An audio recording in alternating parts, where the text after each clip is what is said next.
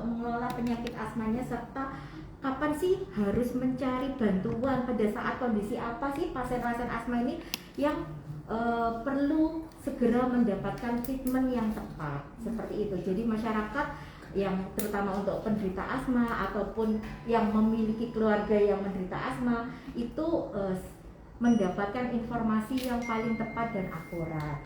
Benar banget nih dokter, karena kan yang namanya asma ini berkaitan dengan ini ya, apa namanya, pernafasan, saluran pernafasan yang sangat penting. Betul banget nih dokter. Jadi bukan hanya kita atau dokter yang mendalami nih, betul. Ya, tapi semua masyarakat, seluruh lapisan masyarakat ini harus tahu ilmu ini. Betul, betul. Oke, mitra suara kota yang mau gabungan boleh aja ya, bisa tinggalkan kolom komentar di Instagram MRSUD Dr. Muhammad Saleh ya. Kemudian bisa via WhatsApp kami 081336460000, online-nya di 0335427772. Oke, kita kembali ke pokok bahasan nih dokter. Nah, kalau asma ini banyak jenisnya kah dokter? Secara definisi asma itu sebenarnya adalah gejala pernafasan yang berulang ya Mbak ya, yang bisa ditandai dengan sesak, kemudian ada dada yang terasa berat atau ampel, kemudian yang paling penting biasanya yang paling kalau istilah kami adalah patok pneumonis atau gejala khasnya itu adalah suara mengi atau ngik-ngik. Oh gitu. Nah, seperti itu yang disertai dengan adanya limitasi saluran pernafasan atau hambatan aliran pernafasan, dan itu gejalanya berulang. Bisa maksudnya kalau ada trigger atau pencetus dia bisa muncul gejala. Nah, asma itu secara fenotip atau secara genetiknya sendiri dibagi menjadi 5 subfenotip ya. Jadi asma kerja, kemudian asma karena alergi, asma non alergi, asma pada obesitas, seperti itu. Jadi secara fenotipnya 5 tipe, masing-masing memiliki gejala masing-masing ya. Kalau asma karena alergi ya pasti ada dasarnya riwayat alergi sebelumnya. Mungkin pada masa kanak-kanak dia memiliki riwayat alergi terhadap sesuatu, baik yang dari dalam maupun dari luar. Maksudnya dari dalam, kalau kita seumpama pernah makan sesuatu, kemudian kalau orang Jawa bilangnya bidureng, atau muncul gejala sesak atau apa, urtikaria. Nah itu mungkin ada riwayat dermatitis atopi, bisa dianukan karena riwayat alerginya. Sedangkan kalau yang non alergi bisa karena banyak hal, salah satunya karena paru kerja. Maksudnya karena terpapar dari pekerjaannya. Seseorang yang bekerja di pabrik rokok terkena serbuk rokoknya dapat menimbulkan asma karena dari debu-debu tembakaunya, atau karena kerja di pabrik roti karena tepungnya. Nah itu juga bisa karena itu. Sedangkan karena obesitas ya, pada pasien-pasien yang dengan obesitas itu ada gangguan lemaknya yang mengikat untuk oksigennya, jadi kadar leptin dan adenoleptinnya berpengaruh. Jadi terkait gitu semuanya. Ya, jadi banyak hal di fenotipnya di asma sendiri Mbak. Oke. Asma sendiri ini bisa diturunkan gitu kah dok? Risikonya yang bisa diturunkan Mbak. Jadi bukan berarti kalau bapaknya asma langsung pasti otomatis asma, tetapi prevalensi risikonya itu yang diturunkan. Jadi tapi kalau semuanya gini, ayah dan ibunya asma, pasti risikonya untuk terkena asma lebih tinggi daripada pasien-pasien yang memiliki orang tua tidak mempunyai riwayat asma. Jadi risiko untuk terkena asmanya lebih tinggi daripada orang yang tidak memiliki keluarga keturunan asma. Seperti itu risiko untuk terkenanya. Oke, jadi seperti itu secara ya. genetik. Ya. Oke, jadi semua orang sebenarnya bisa terpapar sih, tergantung pemicunya yang seperti apa ya. Betul. Kalau asma bronkial sendiri ini apa sih dok? Itu tadi yang sudah saya sebutkan, asma bronkial itu adalah gangguan di saluran pernafasan yang bisa berulang. Itu yang disebabkan tadi yang sudah disebutkan juga bisa yang salah satunya gejalanya ya sesak, dada terasa berat, kemudian suara mengi dan sebagainya. Gitu. Terkena virus kah biasanya? Kalau virus sih tidak, maksudnya tapi dia karena memiliki sistem imun yang berbeda sehingga mudah sekali terkena infeksi apapun. Salah satunya adalah virus. Jadi asma itu merupakan suatu penyakit dasar, bukan karena virusnya, tapi suatu penyakit dasar atau komorbid yang dapat memudahkan seseorang itu terkena infeksi. Salah satunya adalah infeksi virus, seperti itu. Jadi kadang-kadang pasien asma triggernya atau tercetusnya dia sesaknya itu salah satunya bisa terkena karena virus. Virusnya apa?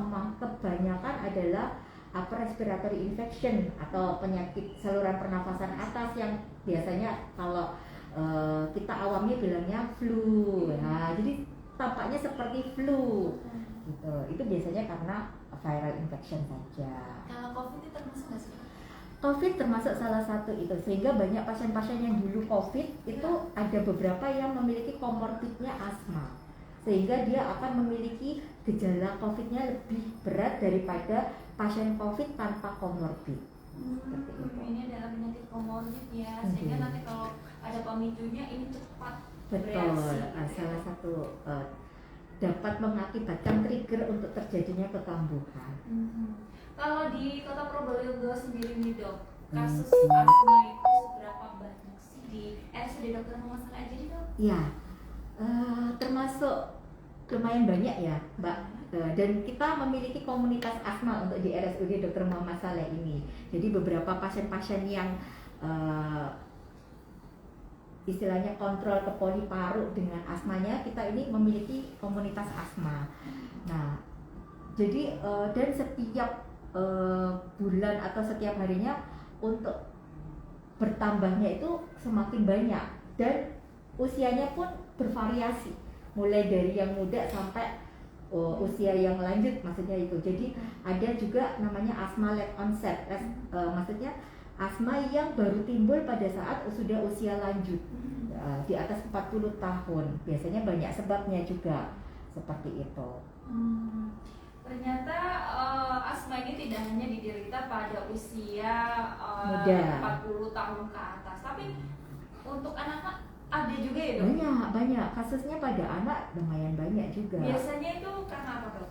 Banyak hal yang mempengaruhi asma pada anak. Salah satunya mungkin ada gangguan surfaktan pada masa bayinya, pada masa pembentukan ya, itu ada gangguan, atau dia mungkin lahir BBLR, bayi dengan lahir rendah, kemudian juga prematur gitu, juga sehingga pengembangan pematangan fungsi parunya belum optimal.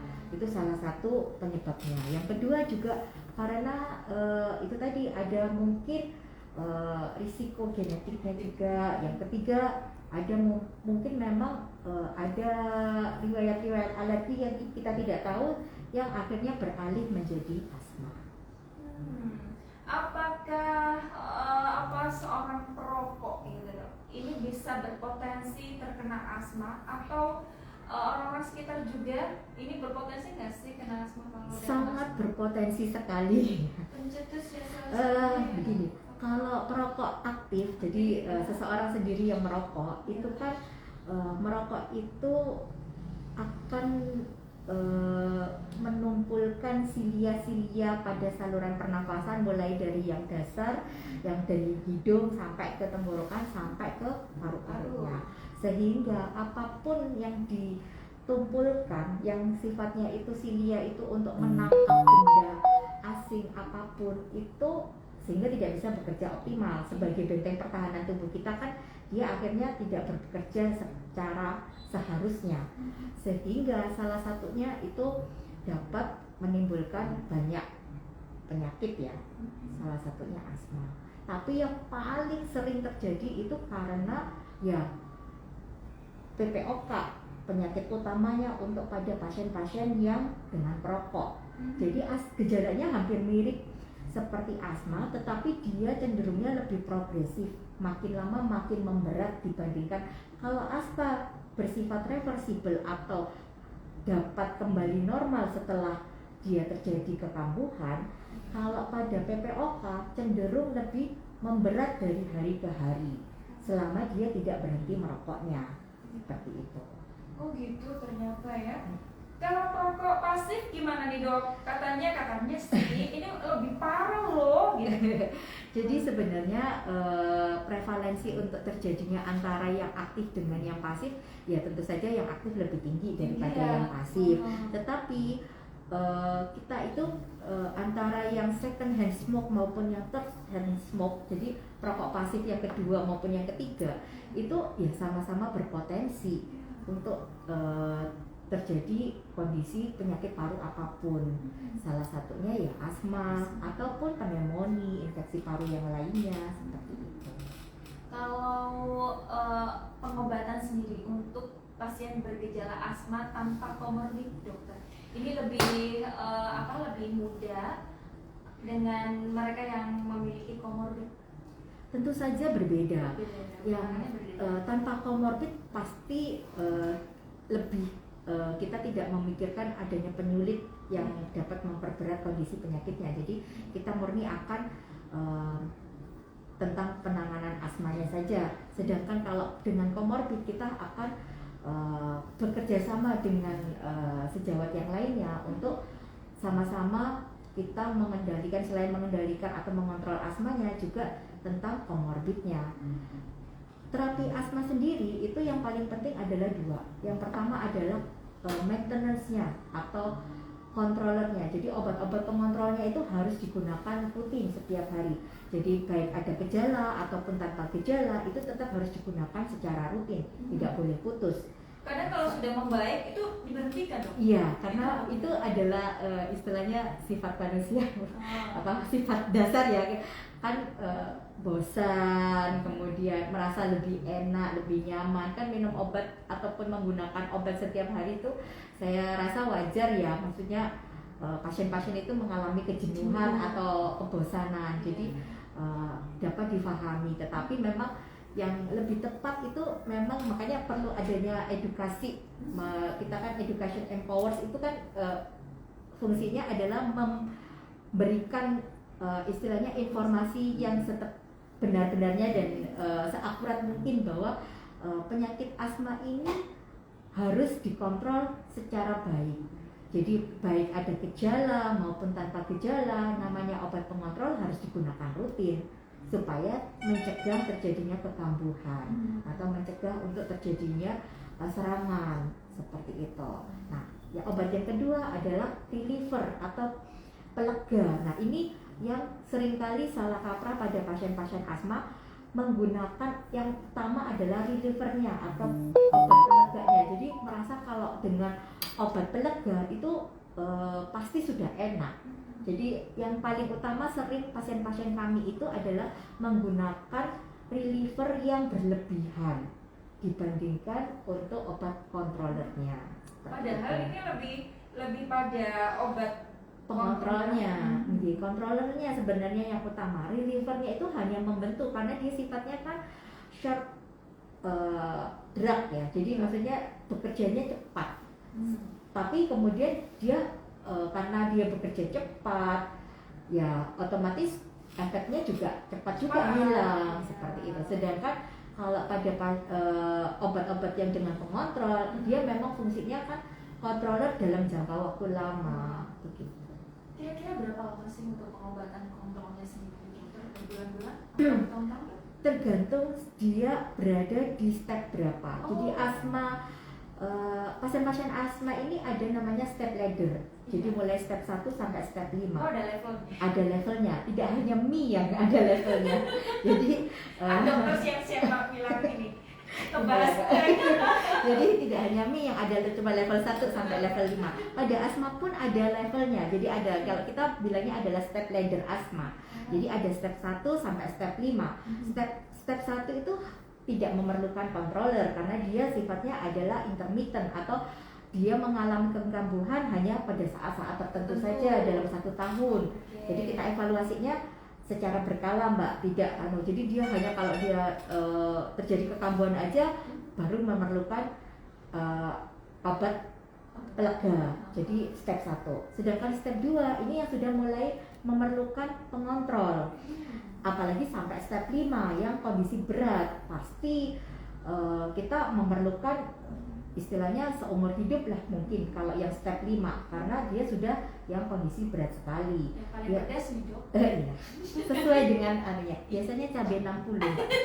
Gitu ya dok. Ya, itu. Waspada itu dok. Iya, jadi kita tidak ingin pada pasien-pasien asma itu jatuh sampai ke step 5. Nah, pada itu kondisi persisten persisten berat, mohon maaf. Jadi asma itu ada beberapa tadi yang stadium.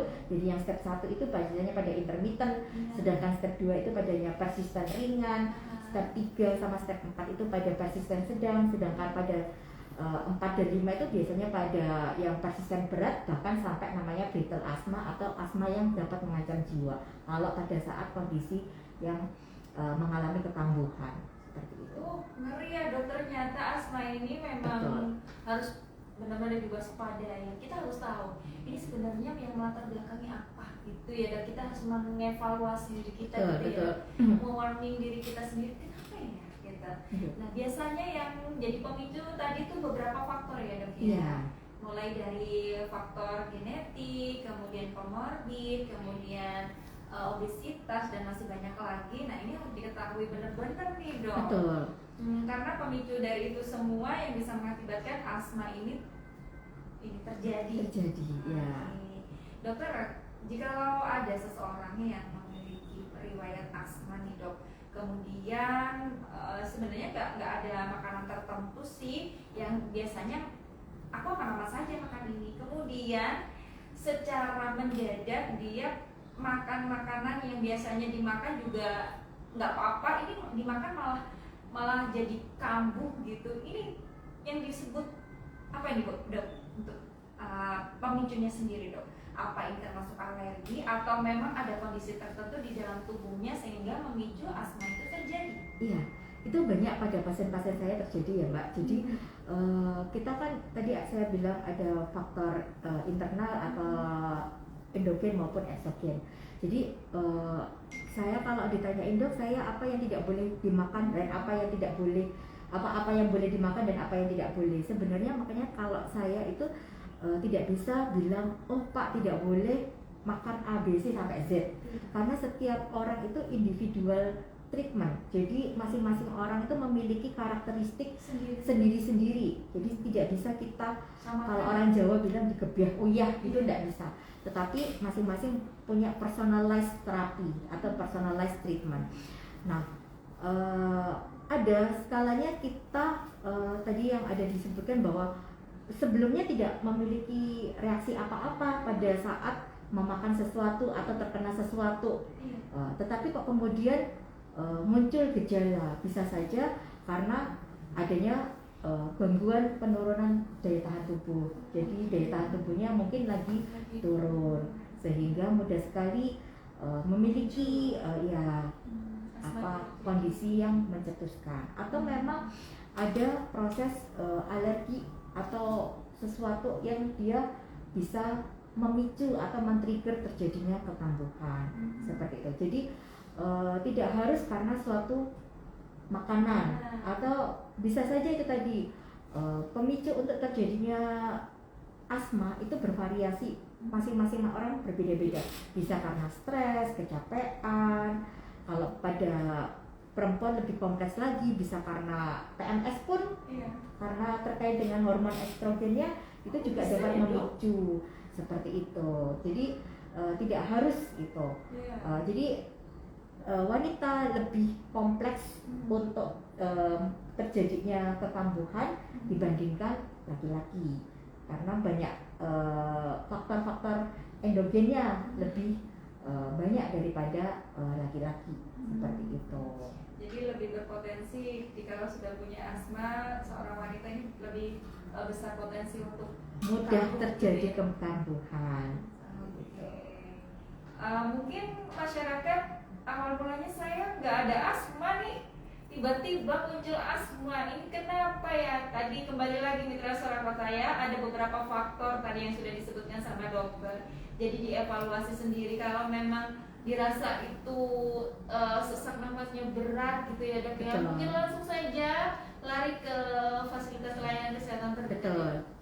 Ya, nanti biar bisa kita screening dulu, dan kemudian kita tentukan yang lebih akurat untuk diagnosis apakah benar asma atau tidak. Jadi tes iya, gitu. jadi karena masing-masing orang itu kadang-kadang banyak pasien-pasien bilang bahwa oh saya asma karena hanya sesak nafas. Sesak nafas itu tidak selalu punya asma, karena sesak nafas itu merupakan general maksudnya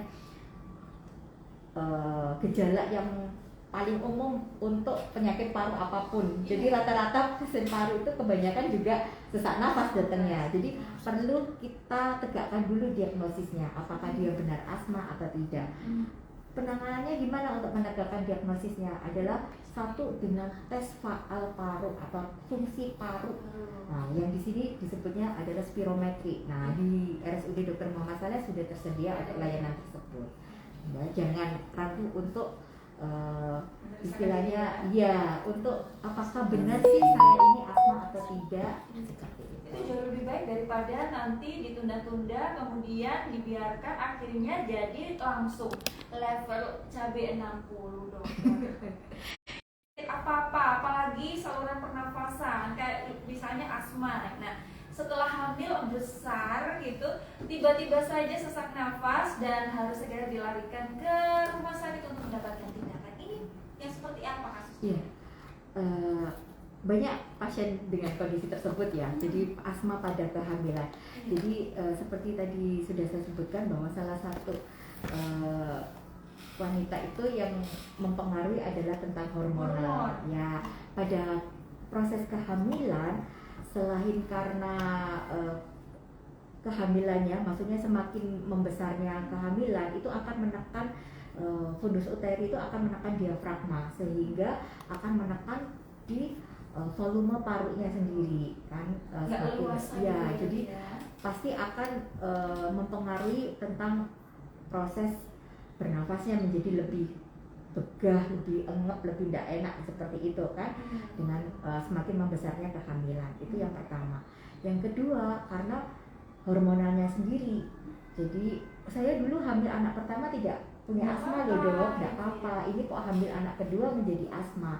Nah mungkin ada perubahan hormonal pada ibu hamil itu yang mempengaruhi kondisi sehingga mudah sekali terkena asma seperti itu. Oke dokter, kalau tadi untuk penanganannya ada 2 terapi yang harus dilakukan dan harus dilalui oleh para penderita asma. Betul. Salah satunya adalah obat pengontrol ya dok, yang harus dilakukan sesuai dengan tingkatan atau stepnya gitu ya dok. Kemudian yang kedua adalah apa tadi dok? Obat pelega atau obat reliever. pelega. Ya. Kemudian kalau misalnya nih dokter masih dengan wanita hamil, haruskah mengkonsumsi obat yang sedemikian dokter? Karena kan kita ketahui bahwasanya bayi rentan akan obat betul, ini. betul. Makanya pasien-pasien dengan kehamilan kita seminimal mungkin memberikan obat-obat yang langsung secara maksudnya hematogen ya, maksudnya dari melalui peredaran darah ya. Jadi kebanyakan obat paru untungnya itu adalah kebanyakan secara inhaler atau dispraykan, disemprotkan sehingga bekerja lokal di paru-parunya saja, sehingga lebih aman untuk bayi atau janin yang dikandungnya. Jadi dia hanya bekerja lokal pada paru-paru ibu hamilnya saja sehingga tidak masalah untuk pada kehamilannya seperti itu. Kalau mengkonsumsi obat otomatis kan anaknya jadi minum obat ya. Tidak seperti itu juga, cuman pasti ada efek samping, walaupun tidak selalu ada efek samping ya. Kan dokter pasti akan melihat apakah memerlukan terapi-terapi tambahan yang seharusnya atau tidak diperlukan, ya pasti akan ada pertimbangan khusus untuk ibu hamil itu. Jadi tapi untuk penata laksanaan pada pasien asma dengan kehamilan itu kita lebih utamakan memang obat-obat secara inhaler atau dengan spray seperti itu. Oh gitu. Tapi di RSUD Dr. Muhammad Saleh kasih seperti ini banyak ya? Lumayan banyak.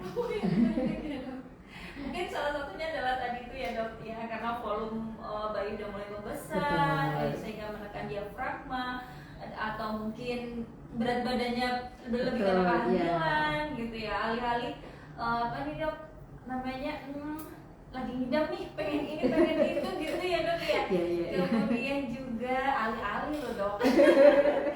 Kemudian juga dikarenakan hormon itu tadi ya. Betul. Jadi wanita tuh rentan banget kalau udah pemicunya ada, berhati-hati, nggak menakuti tapi lebih kepada waspada ya dok. Betul. Untuk Betul, Pak. makanan sebenarnya tidak ada pantangan sesuai dengan ini ya, masing-masing orang Iya, beda ya. jadi ya. kalau saya selalu menekankan pada pasien-pasien, kenali dirinya sendiri. Jadi yang menjadi dokternya itu sebenarnya bukan kami, tetapi sebenarnya pasien-pasien itu sendiri yang menjadi dokter, karena yang paling tahu tentang kondisi tubuhnya itu adalah pasiennya tersebut. Oke. Jadi saya selalu bilang kepada pasien-pasien saya, punya, walaupun tidak punya notebook atau istilahnya penanda, saya kemarin habis ngapain kok menjadi timbul serangan, apakah saya karena capek atau karena makan sesuatu atau karena kena dingin dok habis kehujanan, nah itu bisa juga. Jadi saya selalu menekankan yang paling memahami itu adalah pasiennya, sedangkan dokter itu hanya sebagai fasilitator atau mediator untuk membantu mengobati sementara seperti itu. Tapi yang paling utama, yang paling utama menjadi dokternya itu adalah pasien tersebut sendiri. Baik mencegahnya untuk supaya tidak terjadi kekambuhan ataupun untuk jangka panjangnya seperti itu, tidak terjadi komplikasi dan lain sebagainya seperti itu. Keren ya pokok bahasan kita Mitra Suara Kota. Mungkin ada komentar? Oke, dokter kita akan coba baca. Ini komentar di Instagram RSUD Dr. Muhammad Saleh dari Dania_Hafiza. Mohon izin bertanya dokter, apakah penderita asma direkomendasikan berenang dan menyelam dok? Kalau berenang sangat direkomendasikan. Jadi salah satu treatment untuk konservatif ya, itu ada beberapa untuk olahraga yang dianjurkan. Salah satunya itu jalan sehat, itu maksudnya jalan santai. Jadi yang olahraga pada pasien asma itu yang low sampai moderate impact. Maksudnya low sampai moderate impact itu pada kondisi stabil yang kita anjurkan adalah jalan, kemudian berenang, kemudian senam pernapasan. Di asma ada namanya senam asma, seperti itu. Jadi, yoga boleh nggak sih dok? Boleh, sangat boleh. Senam-senam pernapasan itu sangat boleh. Jadi kalau yoga kan salah satunya tentang menata pernapasan ya, seperti itu sangat direkomendasikan. Sedangkan untuk diving itu pada kondisi stabil tidak apa-apa, tetapi harus dengan pendampingan profesional, karena kalau semuanya rentan sekali pada pasien asma itu juga terjadi baru trauma. Jadi pada kondisi penyelaman yang lebih dari 7 meter seperti itu, kalau dia sudah memiliki komorbid asma sedangkan dia juga tidak istilahnya kondisinya tidak fit, itu dapat, tidak hanya pada pasien asma ya, semua kondisi ya, itu kalau ada sesuatu ya tidak direkomendasikan untuk menyelam, karena yaitu salah satunya dapat terjadi baru trauma yang kondisi paru-parunya bisa kolaps sehingga menimbulkan gangguan pernafasan seperti itu. Bisa gagal nafas nanti. Iya betul. Jadi makanya kalau untuk berenang direkomendasikan, tapi kalau menyelam perlu pendampingan khusus dan perlu istilahnya lebih lanjut untuk pengecekan yang lebih lagi, betul. Untuk direkomendasikan layak atau tidak untuk diving seperti itu. Gitu ya Kak Dania, kalau punya asma ini direkomendasikan itu olahraganya jalan santai. Udah termasuk olahraga kok. Memang olahraga yang santai tapi memang hanya nggak dilombakan aja jalannya dok. Iya. Tapi itu adalah olahraga yang nyaman banget ya. Betul. Kemudian kalau berenang ini direkomendasikan. Kalau menyelam, aduh, lihat-lihat kondisi aja dulu deh. Berpikir panjang dulu ya dok, Iya. sebelum melakukan. Bukan berarti tidak boleh. Bukan berarti tidak boleh. Tapi Iya. harus dilihat pada saat kondisinya, pada saat hari penyelamannya itu kondisinya lagi fit atau tidak, seperti itu. Tapi memang tidak direkomendasikan ya, takutnya ada sesuatu. Bila dia stabil condition dan memang lisensinya punya, kemudian pada saat penyelaman dia memang tidak layak menyelam, oke, tidak apa-apa. Cuman ya itu tadi harus benar-benar Ada pengawasan. iya betul, dengan pendampingan dan jadi harus perlu pengawasan ketat untuk kalau semuanya kita menyelam. Gitu ya, Mitra Suara Kota. Jadi kalau mau yang memiliki atau penderita asma mau olahraga, itu oke, olahraga aja, tapi sesuai dengan kemampuan. Kemudian dilihat kondisinya gitu. Kemudian yang disarankan itu yang ringan-ringan sebenarnya kalau asma gitu ya. Jadi nggak terlalu yang berat-berat gimana gitu, apalagi angkat beban. Angkat beban gimana dong? Kalau kondisi stabil pada dasarnya sih itu tadi. Cuman kalau angkat beban yang terlalu ini kan kita pada pasien asma kan kalau angkat beban termasuk yang high impact ya. Iya. Jadi kita tidak rekomendasikan. Ya. Jadi yang low hingga moderate impact saja yang kita anjurkan. Oh, lain dance aja dong. Itu setuju.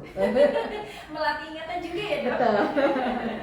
Oke Mitra Suara Kota, karena waktu menunjukkan pukul 1:59 waktu Indonesia bagian Barat, ini pertanda kita udahi acara kali ini di Klinik Udara siang kali ini di edisi hari Jumatnya 3 Mei 2024. Sebenarnya saya sayang loh kalau mau harus berpisah sama Dokter Anung ini, karena masih banyak sebenarnya pertanyaan saya nih, mungkin ada juga seperti itu. Besok-besok kita akan undang kembali ya dokter. Insya Allah, terima kasih apresiasinya. Oke, dokter, di akhir acara, di penghujung acara dokter, ada yang mau disampaikan sebagai closing statement kita di siang kali ini dokter? Iya, jadi asma ini special condition ya. Jadi saya selalu bilang kepada pasien-pasien saya bahwa jangan takut dengan sakit asma. Jadi beliau-beliau ini terpilih dengan special condition. Asma ini tidak perlu ditakuti, bisa ditata laksana dan hidup seperti halnya orang yang normal tanpa ada kondisi, asal penanganannya atau terapinya dilakukan dengan tepat dan akurat. Jadi ada salah satunya, jadi asma tidak hanya perlu pengobatan saja, tetapi juga mungkin perubahan lifestyle juga, kemudian termasuk salah satunya olahraga yang tadi sudah disebutkan. Jadi itu. Terus kemudian mencegah terjadinya perkambuhan, yang memahami apakah hal-hal yang perlu dihindari atau tidak itu tetap dari pasiennya. Jadi yang memiliki kontrak untuk kesehatannya itu bukan antara pasien dan dokter, tapi pasiennya sendiri dengan kondisi tubuhnya dan keluarga di sekitarnya untuk supporting atau mendukung pasien-pasien asma ini agar dapat menata laksana asmanya ini dengan lebih baik. Oke, terima kasih banyak Dokter Anung, Masya Allah. Semoga bermanfaat Mitra Suara Kota. Terima kasih dokter. Ya. Selamat menjalankan tugas kembali. Terima kasih Mbak. Oke, oh iya, ada yang lupa nih dokter. Karena ini pelayanan di Poli Paru, Ya, ini bukanya setiap hari apa sih dokter? kalau pelayanan Poli Paru itu sebenarnya Senin sampai Jumat, tetapi untuk hari Kamis itu khusus untuk pelayanan TB. TB ya? Tempatnya pun berbeda. Kalau untuk pelayanan Poli Paru sendiri Senin, Selasa, Rabu, Jumat ada di lantai 2, sedangkan untuk Poli TB ataupun nantinya ada TB RO, TB resisten obat itu di lantai 1 di bekas Bank BNI. Oke dokter, ini di Poli Paru sendiri ini tercover dengan BPJS nggak sih? Sangat tercover. Oke. Jadi tidak usah istilahnya Khawatir, ragu bingung aja atau gitu. khawatir tentang pembiayaan. Semua obat baik yang spray ataupun yang inhaler atau obat apapun semuanya tertanggung sepenuhnya oleh BPJS. Jadi jangan ragu untuk berobat dan menata laksana asmanya dengan baik. Oke, terima kasih dokter. Sama-sama. Terima Oke, kita kasih. suara kota dengan ditutupnya informasi pelayanan RSUD Dr. Muhammad Saleh dari Poli Paru ya. Ini menutup jumpa kita di program acara kali ini di Klinik Udara edisi hari Jumat 3 Mei 2024. Saatnya saya Vivi pamit undur diri dari ruang dengar Anda. Terima kasih atas kesetiaan juga kebersamaannya. Mohon maaf kalau ada salah-salah kata. Akhir kata, selamat siang, selamat beraktivitas dan wassalamualaikum warahmatullahi wabarakatuh.